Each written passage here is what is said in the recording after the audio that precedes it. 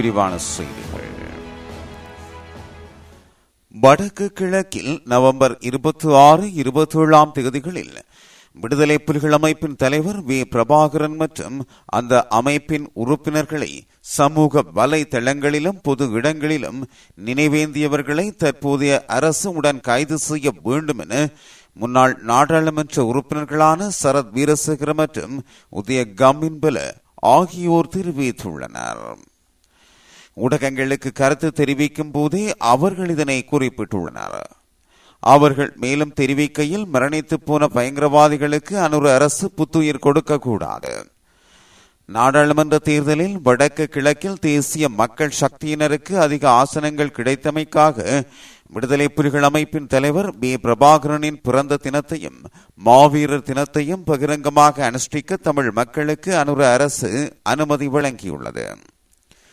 மரணித்து போன பயங்கரவாதிகளை நினைவேந்த அனுமதி வழங்குவதா தமிழ் மக்களுக்கு அனுர அரசு செய்யும் நன்றி கடன்? தெற்கில் உள்ள மக்கள் அனுர அரசின் தான் தோன்றித்தனமான இந்த தீர்மானத்துக்கு எதிராக போராட முன்வர வேண்டும் என தெரிவித்துள்ளார்.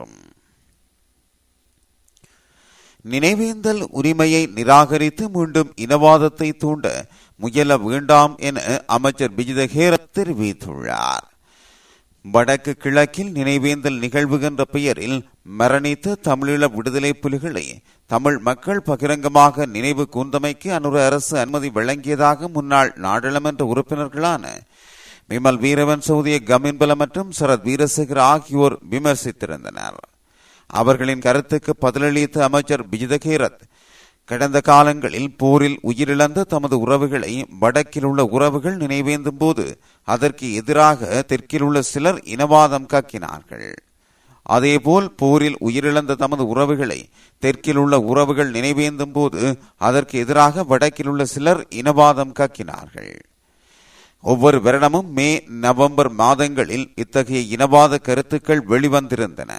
இந்த இனவாத கருத்துக்கள் இனியும் இருக்கக்கூடாது. நினைவேந்தல் உரிமை சகல இனத்தவர்களுக்கும் உரியது. அதில் இன வேறுபாடு இருக்கக்கூடாது. இலங்கையில் நினைவேந்தல் நிகழ்வை பயங்கரவாத கண்ணோட்டத்துடன் எவரும் பார்க்கக்கூடாது. நாட்டில் நடைமுறையில் உள்ள சட்டங்களுக்கு கட்டுப்பட்டு அமைதியான முறையில் நினைவேந்தல் நிகழ்வுகளை எவரும் நடத்தலாம். அதை நாம் தடுத்து நிறுத்த முடியாது. அதேவேளை சட்டங்களை மீறி செயற்படுபவர்கள் கைது செய்யப்படுவார்கள். அது போலீசாரின் கடமையாகும் என்றார். மாவீரர் தினத்தை முன்னிட்டு முகநூலில் பிரச்சாரம் செய்து பொதுமக்களுக்கு இடையூறு விளைவித்ததாக தெரிவித்து 3 சந்தேக நபர்களை குற்றப்புலனாய்வு பிரிவினர் கைது செய்துள்ளனர்.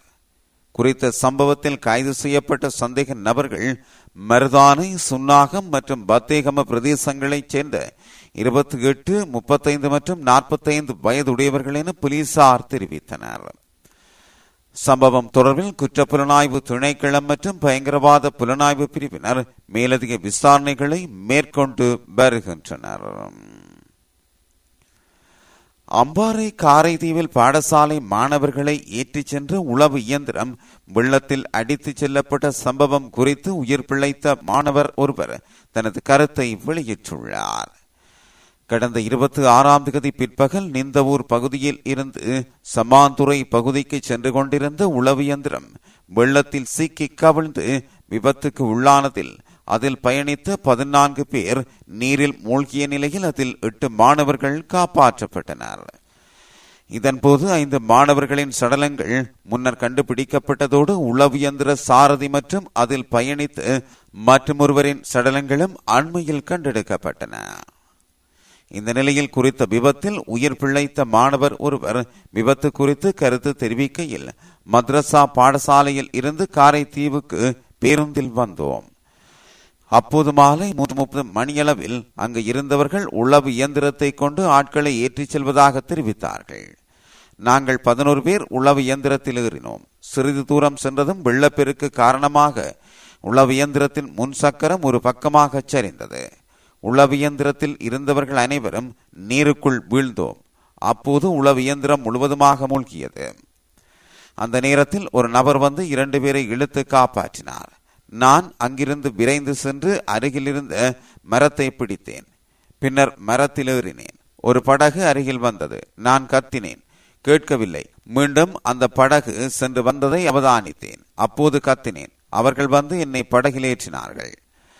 நடந்ததை சொன்னதும் அவர்கள் போய் பார்த்தார்கள். அப்போதும் ஒருவர் நீரில் அடித்துச் செல்வதை அவதானிக்க முடிந்தது. பின்னர் என்னை கரைக்கு அழைத்து வந்தார்கள் என அவர் தெரிவித்துள்ளார். அதேவேளை குறித்த மாணவர்களுடைய பெற்றோர்களுக்கு அறிவித்து அவர்கள் மறுமுனையில் நிற்கின்றோம், நீங்கள் அனுப்புங்கள் என்று கூறியதன் பின்னரே நாங்கள் மாணவர்களை உளவு இயந்திரத்தில் அனுப்பினோம் என்று நிந்தவூர் காசிபுல் உலூம் அரபு கல்லூரி நிர்வாகம் அறிவித்துள்ளமை குறிப்பிடத்தக்கது. இலங்கைக்கான சுவிஸ் தூதரக மற்றும் குடிவரவு குடியகல்வு திணைக்கள அதிகாரிகள் நாடாளுமன்ற உறுப்பினர் சிவஞானம் ஸ்ரீதரனை நேரில் சந்தித்து கலந்துரையாடியுள்ளனர். குறித்த கலந்துரையாடலானது யாழ்ப்பாணத்தில் உள்ள ஸ்ரீதரன் எம்பியின் இல்லத்தில் நடைபெற்றுள்ளது. இதன்போது இலங்கையில் இருந்து சுவிஸ் நாட்டுக்கு புலம்பெயர்ந்த தமிழர்களின் புகலிட கோரிக்கைகள் தொடர்பில் சுவிஸ் அரசின் நிலைப்பாடு குறித்து கலந்துரையாடப்பட்டுள்ளது. அத்தோடு இந்த ஆண்டுக்கான தமிழ் தேசிய மாவீரர் தின நினைவேந்தல் நிகழ்வுகள் உள்ளிட்ட சமகால அரசியல் நிலவரங்கள் தொடர்பிலும் இதன்போது கலந்துரையாடப்பட்டமை குறிப்பிடத்தக்கது. உள்ளூராட்சி சபை தேர்தலுக்காக முன்னர் தாக்கல் செய்யப்பட்ட மனுக்கள் இரத்து செய்யப்பட உள்ளதாக இலங்கை தமிழரசுக் கட்சியின் நாடாளுமன்ற உறுப்பினர் சிவஞானம் ஸ்ரீதரன் தெரிவித்துள்ளார். அத்தோடு புதிய வேட்பு மனுக்களை கோருவதற்கு அனைத்து கட்சிகளின் தலைவர்களும் இணக்கம் தெரிவித்துள்ளதாகவும் அவர் குறிப்பிட்டுள்ளார். அவர் மேலும் தெரிவிக்கையில் 2022ஆம் ஆண்டு நடைபெறவிருந்த உள்ளூராட்சி சபை தேர்தலுக்காக கோரப்பட்டுள்ள வேட்பு மனுக்களை இரத்து செய்ய அனைத்து கட்சிகளின் தலைவர்களும் ஒன்று கூடி முடிவெடுத்துள்ளனர். நாடாளுமன்ற கட்சி தலைவர்களின் கூட்டம் கடந்த திங்கட்கிழமை மாலை நடைபெற்ற போது இந்த முடிவு எடுக்கப்பட்டுள்ளது. முன்னர் தாக்கல் செய்த வேட்பு மனுக்களை இரத்து செய்துவிட்டு புதிய வேட்பு மனுக்களை கோருவதற்கு அனைத்து கட்சிகளின் தலைவர்களும் இணக்கம் தெரிவித்துள்ளனர். நாங்களும் அதற்கு இணக்கம் தெரிவித்தோம் என்றார். ஆயுதங்களை காட்டி அச்சுறுத்தி 6 கோடி ரூபாவுக்கும் அதிகமான பெறுமதியான நீல மாணிக்கக்கல், தங்க பொருட்கள் மற்றும் பணம் திருடப்பட்டமை தொடர்பில் 9 பேர் கைது செய்யப்பட்டதாக போலீசார் தெரிவித்துள்ளனர். கைது செய்யப்பட்ட சந்தேக நபர்களில் தேரர் ஒருவரும் அடங்குவதாக தெரிய வருகிறது. இந்த சம்பவம் தொடர்பில் மேலும் தெரிய வருகையில் கடந்த நவம்பர் 10ஆம் தேதி லக்கல போலீஸ் பிரிவுக்கு உட்பட்ட பகுதியில் இடம்பெற்ற கொள்ளை சம்பவம் தொடர்பிலேயே குறித்த சந்தேக நபர்கள் கைது செய்யப்பட்டுள்ளனர். இக்குற்றத்துடன் தொடர்புடைய சந்தேக நபர்கள் மாவத்கம மற்றும் பால்பித்திகம போலீஸ் பிரிவுகளில் கைது செய்யப்பட்டுள்ளனர். குற்றச்செயலுக்கு பயன்படுத்தப்பட்ட 1 கோடி ரூபாவுக்கும் அதிகமான பணம், 7 பவுன் தங்கம் மற்றும் 2 பொம்மை துப்பாக்கிகள், கத்தி மற்றும் பேன் என்பனவற்றை போலீசார் கைப்பற்றியுள்ளனர். யாழ்ப்பாண மாவட்ட ஒருங்கிணைப்பு குழு தலைவராக கடற்றொழில் அமைச்சர் இராமலிங்கம் சந்திரசேகர் நியமிக்கப்பட்டுள்ளார். ஜனாதிபதியின் அங்கீகாரம் மற்றும் உத்தரவின் பேரில் யாழ்ப்பாண மாவட்ட ஒருங்கிணைப்பு குழு தலைவராக கடந்த 28ஆம் தேதி முதல் அமுல்படுத்தப்படும் வகையில் பாராளுமன்ற உறுப்பினரும் கடற்றொழில், நீரியல் மற்றும் கடல் வளங்கள் அமைச்சர் இராமலிங்கம் சந்திரசேகர் அவர்கள் நியமிக்கப்பட்டுள்ளார்.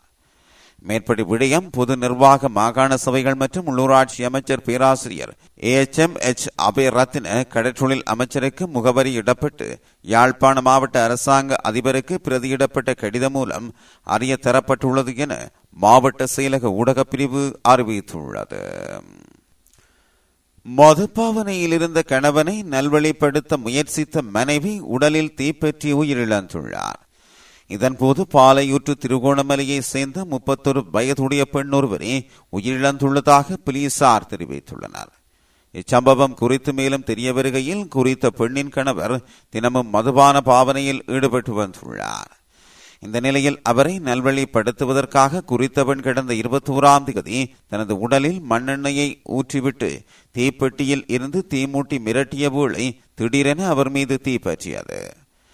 இவ்வாறு தவறான முடிவை எடுத்து அவரை காப்பாற்ற முயன்ற கணவனின் கை மீதும் தீப்பற்றியது. இதன்போது இருவரும் திருகோணமலை வைத்தியசாலையில் அனுமதிக்கப்பட்டனர். பின்னர் மேலதிக சிகிச்சைக்காக கடந்த 27ஆம் தேதி யாழ்ப்பாணம் போதனா வைத்தியசாலையில் அனுமதிக்கப்பட்ட வேளை சிகிச்சை பலனின்றி அவர் உயிரிழந்துள்ளார்.